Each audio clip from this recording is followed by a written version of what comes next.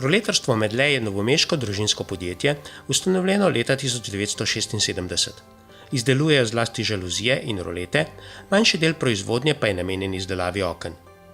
Podjetje je doživelo več prelomnic.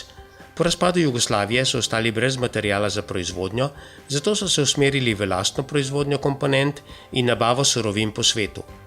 Dotlej so jih namreč kupovali v nekdanji skupni državi. Drugo prelomnico je spodbudila recesija. Dotlej je bila rast zelo hitra, tudi po 20 in celo 30% na leto. Potem pa se je rast v trenutku negativno obrnila, podjetje so reorganizirali in ga usmerili na tuje trge. Neposredno izvozijo 40% proizvodnje, če prištejemo izdelke, ki jih sicer prodajo domačim kupcem, a so namenjeni izvozu, pa na tujih trgih končata približno 2/3 Medletovih izdelkov.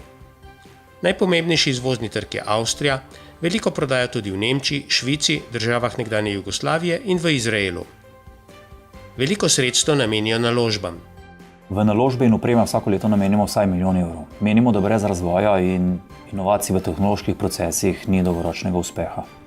Pri razvoju delate 2 od 108 zaposlenih. Izdelke nenehno izboljšujejo in pri tem upoštevajo pripombe monterjev in kupcev. Med drugim so dobro razvili sistem zunanjih žaluzij Krater. Skrajšali so čas montaže in izboljšali kakovost, z njimi pa so zelo uspešni na vseh trgih. Kakšne pa imajo načrte?